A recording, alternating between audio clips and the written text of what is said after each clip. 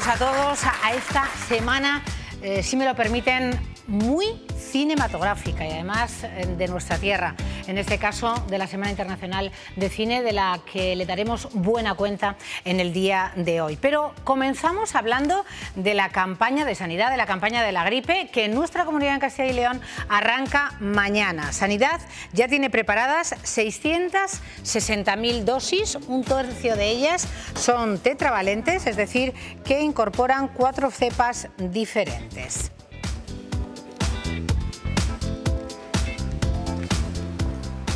Y hoy, en nuestro tiempo, queremos saber cómo está la situación de las malas praxis que los bancos hacen con sus clientes. Y vamos a hablar, por supuesto, con el tema que nos ocupa desde la semana pasada, desde que conocíamos el jueves pasado la situación del impuesto de actos jurídicos documentados. Hablaremos de ello, hablaremos de Sin Paz hasta el próximo 5 de noviembre, pero también hablaremos de las cláusulas suelo y de otras tantas situaciones de los clientes con los bancos. Y les decíamos que les íbamos a hablar de la Semana Internacional de Cine. Pues nuestra compañera Esther Bermejo, buenas tardes, está en la Plaza Mayor. Buenas tardes, Cristina. De Valladolid, Esther, porque dentro de un ratito vamos a contarles en directo a los telespectadores lo que promete ser un día, una tarde muy cinematográfica. Dedicamos la Seminci una tarde, un día al cine de Castilla y León y además con un homenaje de Antonio Jiménez Rico, el cineasta burgalés, que bien merecido se lo tiene, Esther. Sí, Cristina, hoy es nuestro día en la Semana Internacional de Cine de Castilla y León. Hoy es la Semana de Cine Internacional, la de Valladolid, Seminci. Pues hoy es el día nuestro, el día del cine y el audiovisual de Castilla y León. Y estamos a la puerta del Teatro Zorrilla, aquí, donde poco falta. No llega ni a una hora en la que tendrá esa gala, en la que se entregará el homenaje, la espiga de honor, a Antonio Jiménez Rico. Una espiga de honor a toda su trayectoria y contaremos además con varios de los actores que han intervenido en sus películas. Tendremos a Iñaki Miramón, a Lidia Bosch, a Mónica Randall. Muchos de ellos también estarán un ratito con nosotros. Pero decíamos, Cristina, que hoy es nuestro día en la Semana Internacional de Cine de Valladolid. Es nuestro día, el de Castilla y León, el de los audiovisuales, los cineastas, los directores, los actores. Y vosotros también hablaréis de ello en nuestro plato. Claro que sí, estarás ahí en directo para charlar con los protagonistas de esta tarde de cine de Castilla y León dentro de la Seminci y además nosotros también les haremos un resumen de lo que aconteció el día de la inauguración, este sábado pasado, que además esta casa lo retransmitió en riguroso directo. Más temas hoy en nuestro sumario. En esta tarde tan cinematográfica hablamos de Onix, los Reyes del Grial. Es una película rodada en el Bierzo que narra el recorrido del Santo Grial y que se ha desarrollado en el monasterio de Carracedo y también en el Palacio Burillas de Villar de los Barrios del Bierzo.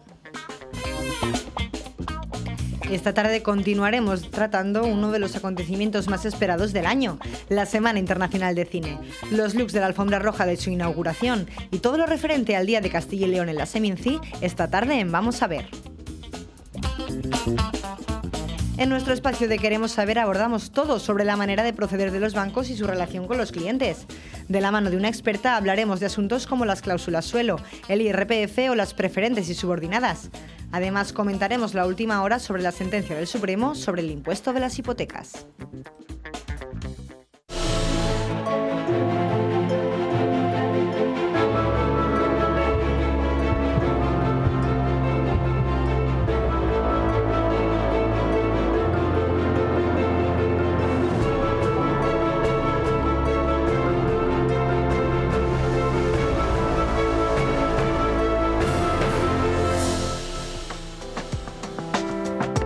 Pues efectivamente, queremos saber y como siempre nos rodeamos de los mejores expertos. Está con nosotros la letrada Dulce Sanz, colaboradora de este programa. Gracias, Dulce, por estar con nosotros. Encantada, como siempre. Y junto a Dulce Sanz, Prudencio Prieto, también muy conocido por los telespectadores porque lleva muchos años luchando por los consumidores. Precisamente por eso ostenta el cargo de presidente de la Unión de Consumidores de Castilla y León. Bienvenido, Prudencio. Gracias y buenas tardes.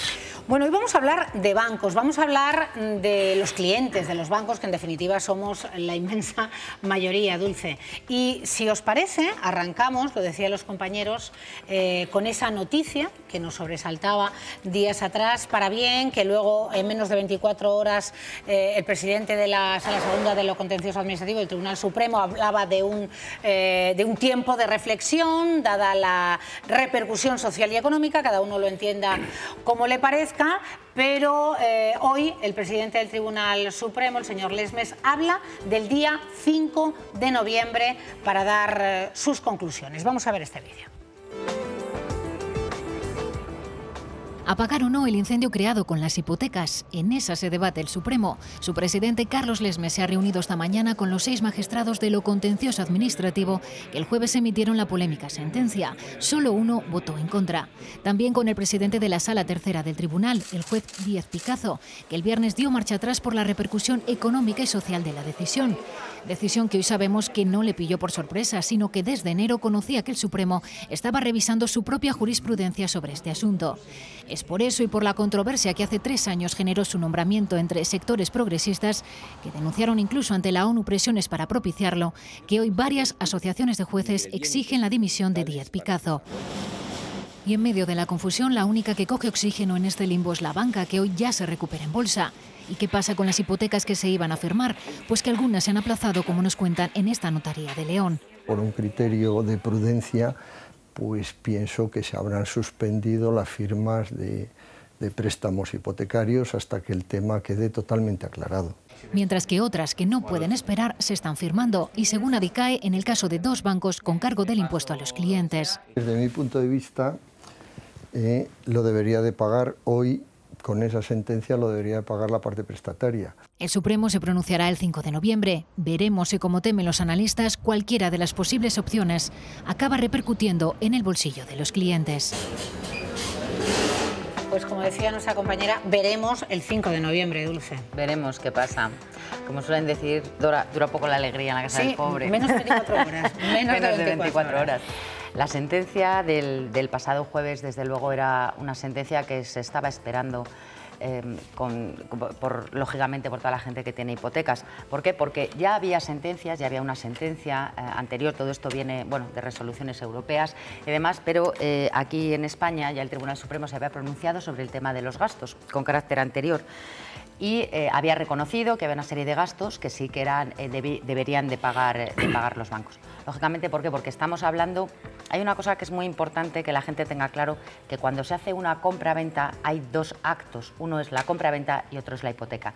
Y en este caso estamos hablando única y exclusivamente de los gastos de la hipoteca. Claro, todos los gastos que derivan de lo que es la compra-venta los tiene que pagar el que compra. En relación con el impuesto y demás. Pero sí que se planteaba el tema de la hipoteca. ¿Quién tiene que pagar esos gastos? Puesto que la hipoteca, el hacerlo en escritura pública, una cosa es el acto del préstamo que se hace con el banco, hacerlo en escritura pública es una garantía para el banco, que es quien va a tener la certeza y la seguridad de que si no pagas va a poder ejecutar esa hipoteca. Por lo tanto, esa inscripción, que tiene un razonamiento esa lógico, elevación a público, claro. Efectivamente, ese es el tema. Si es al banco al que le interesa que conste en documento público, que es lo que cuesta y tiene un coste de notaría, tiene un coste de tasación, tiene un coste de registro y, por supuesto, tiene un coste que es el más elevado de todo lo que se paga, impuesto, ¿no? El de actos jurídicos documentados, que también, bueno, el impuesto de actos jurídicos documentados aquí en Castilla y León es el 1,5%. En otras comunidades autónomas se ha mantenido, 3, ¿no? En otras comunidades autónomas se ha mantenido en el 0,5, que era aquí también le hubo, y ahora, yo que sepa, es hasta el 1,5%. No sé si alguna comunidad elevará más. Pero vamos, aquí el 1,5%, que ya está bien, porque además es sobre la responsabilidad total hipotecaria. Es decir, que cuando al cliente se le repercuten todos los gastos de la hipoteca, bueno, pues estamos hablando de cantidades importantes, en función, lógicamente, de las cantidades que se dé. Con carácter anterior a esta sentencia del jueves, ya el Supremo, y en base también a una resolución legislación europea ya había reconocido que los gastos de notaría debían de pagar, se decía que se repartían, se debían de pagar, pues los gastos de notaría les pagamos al 50%. Los gastos de registro, como son los que realmente la inscripción para que beneficie al banco, que los pague el banco. Los gastos de tasación que también se hacían, pues en los gastos de tasación decían tampoco se devolvían, debía de asumirlos, decían el cliente, a no ser, con una excepción, a no ser que en algún supuesto, si el cliente ya tenía una tasación previa y el banco le obligaba a hacer su propia tasación, en ese caso sí que él podía reclamar la devolución y demás.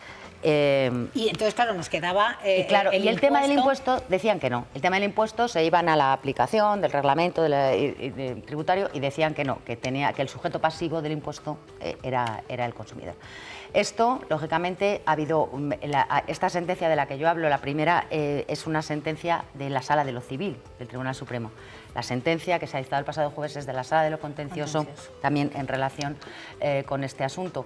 Y aquí yo creo que aplicando la lógica más aplastante y que debe ser así y que debe responder, daba la razón, en este caso, que quien tiene que pagar el impuesto es la entidad a la que beneficia, que es la entidad bancaria. Lo que ha pasado después, pues realmente es inaudito. ¿Tiene una traducción? Claro, es que a mí me gustaría también que lo opine Prudencia. ¿Tiene una traducción lo que ha pasado? No sé. Es inaudito, desde luego es inaudito. Yo creo que en España que salga un tribunal o el presidente del tribunal... Hay asociaciones de jueces que están pidiendo la dimisión del señor Díez Picasso. Mira, en España, como en todos los sitios, el Tribunal Supremo dicta una sentencia y puede dictar la contraria. Una sala dice una cosa y otra sala dice otra. Y esto al final hay contradicción, se reúne la sala de pleno, se dictan y se marcan lo que es los criterios generales. Pero que de repente, porque una sentencia no guste, que se diga no, que no se lleve a la práctica... social y económica. Bueno, es que yo creo que se está... vulnerando realmente, se están vulnerando todos los principios democráticos, la independencia del Poder Judicial, que no es del Poder Judicial, sino de cada juez en sus sentencias, se le puede criticar, se podrán, otra sala que tiene pendientes otros recursos, no es que se le pide independencia al Poder Judicial, pero bueno, no sé, y ahora parece que en 24 horas cambie el sentido. Desde luego esto parece que están haciendo política más que justicia. Esa es mi opinión personal. Suspenso de los demás recursos sobre este tema, Prudencia. Desde luego, en un Estado de Derecho como es el nuestro, los consumidores precisamente que más confianza o que tenemos más confianza es precisamente en el Poder Judicial, teóricamente, porque aquí brilla por su ausencia. No hay un día sí y otro también que no tengamos alguna contradicción con el Poder Judicial. Y vaya por delante, que yo les quiero y les respeto muchísimo y por si acaso, porque yo no me apellido Borbón, por ejemplo, yo me apellido Prieto. El problema está que con esta sentencia ya la han rematado. Han generado una alarma social innecesaria, porque lo que aduce... Veíamos además a un notario, lo que aduce precisamente la sentencia es la parte económica, pero es que constitucionalmente a quien tiene que defender el Poder Judicial es a los consumidores. Pero no porque lo diga yo, porque lo dice la Constitución, no a los bancos. Luego se ha provocado un desconcierto en los consumidores. Ya no sabemos qué hacer, si reclamamos, si no reclamamos, si vamos, si no vamos, si firmamos o no firmamos, claro, ahí que es otro problema. Y aquel que ahora tiene el tiempo, que lo sabrá, que duda cabe, para que finiquite su hipoteca, pues si no lo hace, ¿qué hago? Si lo hago, me pilla, si no me pilla... O sea, hay una incertidumbre impresionante. Se han generado, y esto lo dicen los técnicos y los jurídicos, una inseguridad jurídica, pero se ha puesto una vez más en solfa la imparcialidad de los jueces. Ellos son los primeros que se rasgan la vestidura diciendo que son imparciales, y cuando ves esto, pues por muy bien pensado que seas, y yo lo soy, claro, como no faltaría más, son imparciales al 100%, y lo que están haciendo precisamente es la pérdida lamentable de confianza de los ciudadanos en el Poder Judicial, que es lo único que tenemos, que tendría que obrar con una cierta generosidad, una cierta equidad y una cierta profesionalidad. Y es un charco de ranas, y este país no se merece esto, ni los consumidores tenemos que soportar esto. Que tome las medidas oportunas, el Gobierno, el Estado, quien sea, con vistas a que esto se corrija. Ya, esto no, y todo lo de atrás. Porque quiero recordar, por ejemplo, 12 años después de la sentencia, o la sentencia esperada del Fórum Yafinsa, 12 años, y Dental ahora pasa a Madrid, se va a la Audiencia Nacional. Dentro de 5 o 8 años, o Dios sabe cuándo, tendremos una sentencia que a lo mejor no sirve para nada. Con esto es una fragilidad, una insubordinación a los que nos someten, a los ciudadanos, precisamente aquellos que tienen que defendernos. Ya vale, ya está bien. Pues sí, ya está bien.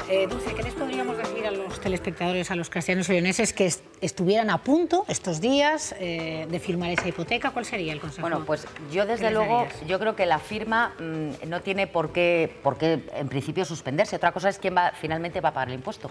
El tema sería ver si el banco lo asume o se paga directamente. De cualquier manera, si lo pagasen y luego esta sentencia sigue siendo y se mantiene el sentido de la última sentencia, habría que repercutirlo al banco y si no, lo habría pagado. Quiero decir que ese dinero que se pague ahora, claro, podrían recuperarlo de cualquier manera, no es un dinero, por decirlo así. ¿Podrían mantener ahí el pago de ese? Lo que pasa es que existe, el tema está claro que hay una obligación, el plazo, me parece que son 2 meses para liquidar el impuesto. Entonces, quiero decir que tú haces la escritura y luego para pagar el impuesto... paralizar la yo entiendo que no, porque ya se verá luego, al final, si lo paga el cliente y luego la sentencia dice que lo tiene que pagar el banco, claro, desde luego se puede reclamar. Y además, en todo caso, tú eres la experta, Dulce, pero la sentencia ahora que prima es la del otro día, ¿no? La del jueves. Lógicamente. Si claro, luego el día 5 cambia de sentido, bueno, pues cambiará de nuevo. Bueno, claro, eso es en puridad, pero claro, si luego nos vamos a cualquier reclamación y nos dicen, ya avisó el Supremo que esto se paralizaba, que esto no se puede reclamar. ¿Qué pasaría si se presenta mañana una demanda? No lo sabemos, no sabemos lo que van a decir los jueces. A lo mejor un juez piensa que hay una sentencia que es firme, claro, del Supremo que debe de aplicarse y a lo mejor otros dicen, no, porque es que nos han dicho que nos esperemos, que no tiene. Quiere decir que esto no sabemos realmente. Yo lo que sí que aconsejo de cara a las reclamaciones es prudencia.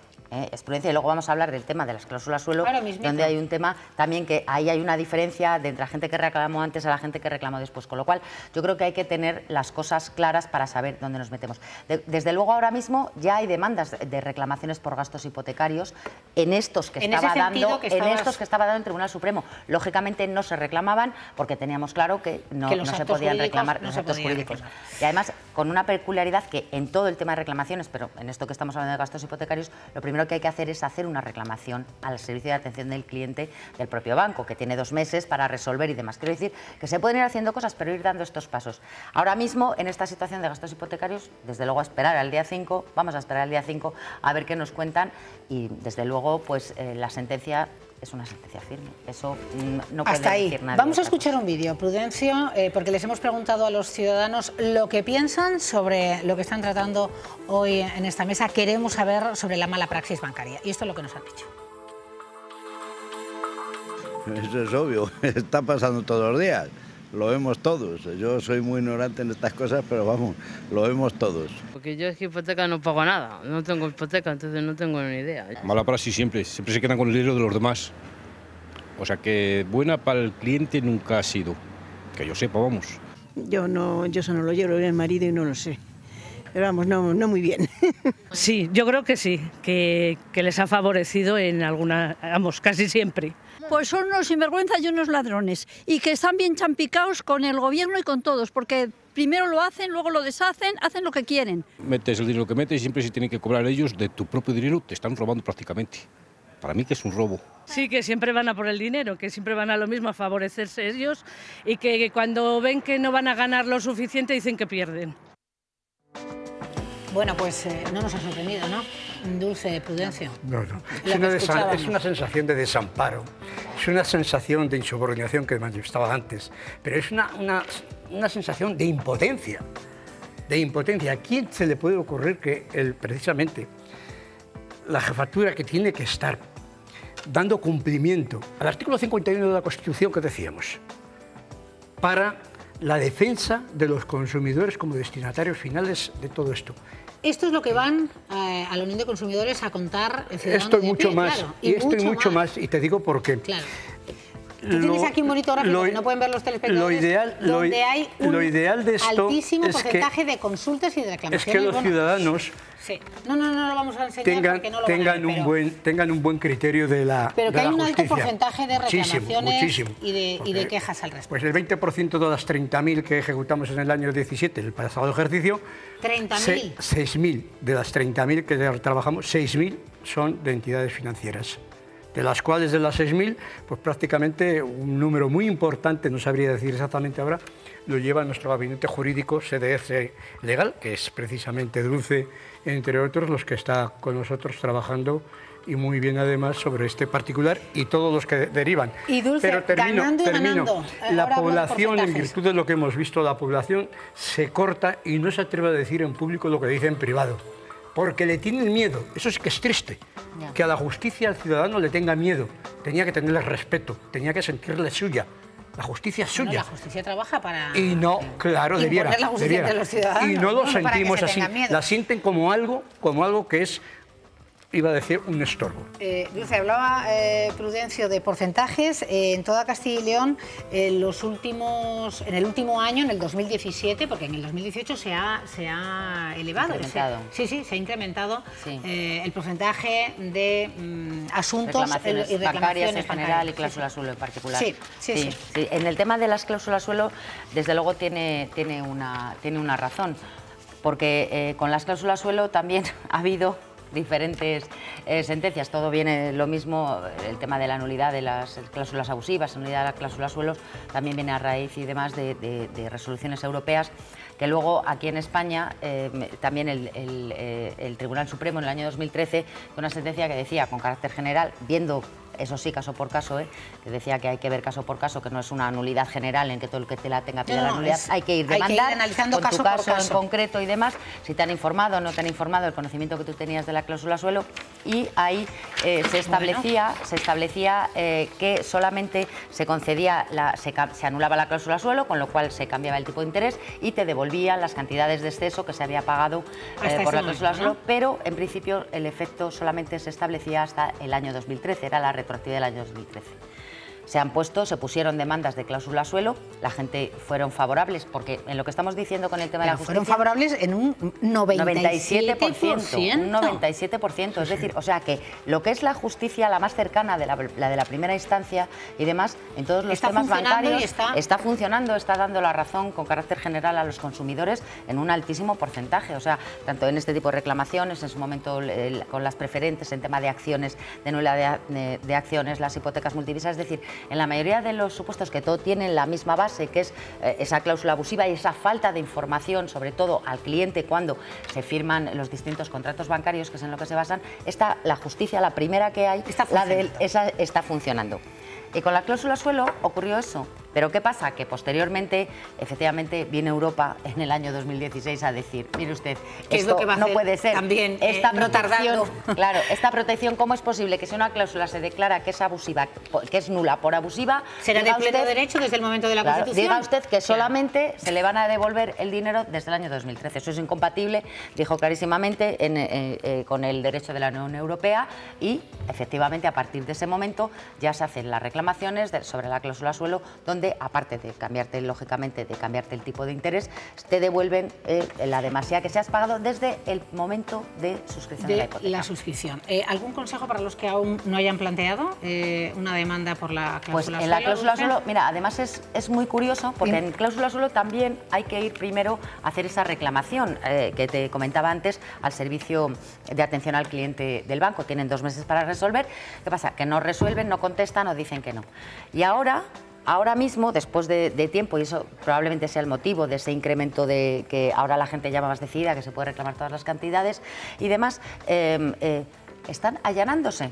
Se están allanando a las demandas. O sea, los bancos se están allanando en multitud de ocasiones a las demandas. Es decir, hacen al cliente ir a hacer la reclamación, poner la demanda y luego van al juez y se allanan. Lo cual tampoco, sinceramente, desde el punto de vista profesional, no tiene mucho sentido que hagan llegar al consumidor a ese tema. Pero sí que es verdad que le dan la razón. Quiero decir que merece la pena. Merece la pena. Todo el tema de las cláusulas suelo hay que mirar caso por caso. Hay alguno muy excepcional donde se le ha informado. Pero la o gran demás, mayoría pero vamos, ese 97% 97% lo dice por sí solo.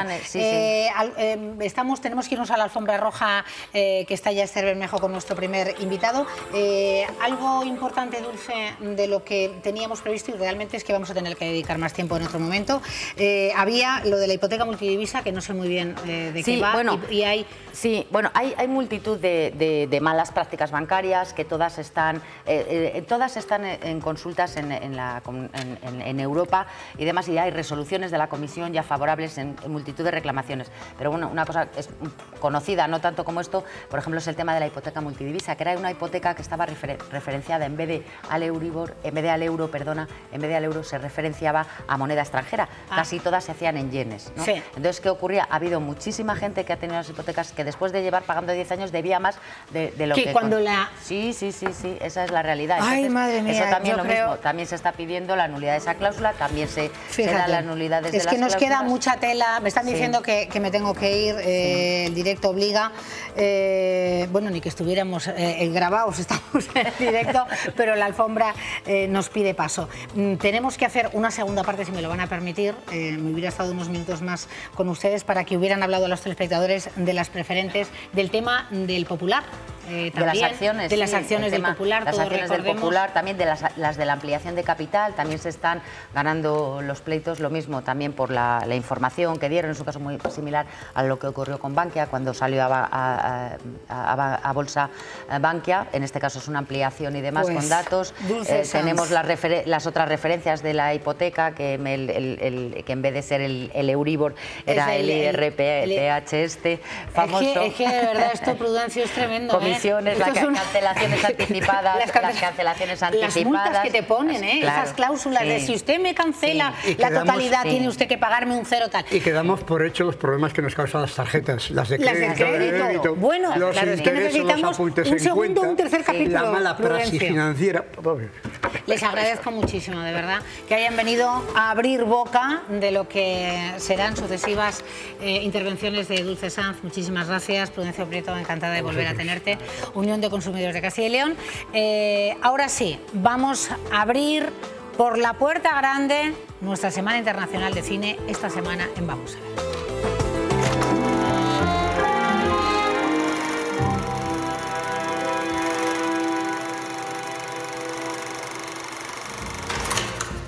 Bueno, Esther, querida Esther, hoy, pero don Antonio Jiménez Rico. Por favor, salúdanos. Don Antonio Jiménez Rico, claro, que estábamos aquí, que se nos estaba congelando. Que hace un frío aquí de narices, pero en fin. El sol engaña, pero hace bueno al sol, pero en la sombra, ¿verdad? Estamos a la sombra. Y además están todos los medios esperando cogerle. Pero no sé a qué, porque yo ya no digo, ya he dicho todo lo que tengo que decir y ya no tengo ni una idea a través de la más. filmografía, pero nos quedan las palabras. Esas palabras sabias que ha compartido muchas veces en nuestra televisión. Sí. Y además tengo un recuerdo inmejorable de mis colaboraciones con Castilla y León Televisión. Y hoy es el día del cine y el audiovisual en Castilla y León, y hoy es el día de Antonio Jiménez Rico. Pues sí, parece ser que sí, porque han decidido que así sea, y como se van acabando los directores castellano-leoneses, pues ya me ha tocado.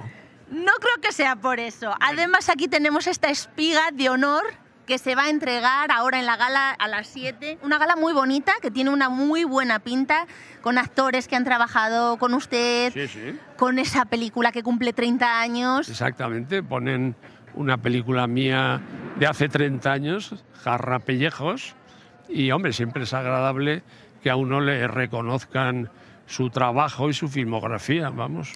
Además, en esta Semana Internacional de Cine, de la que Antonio Jiménez Rico conoce bien desde el inicio.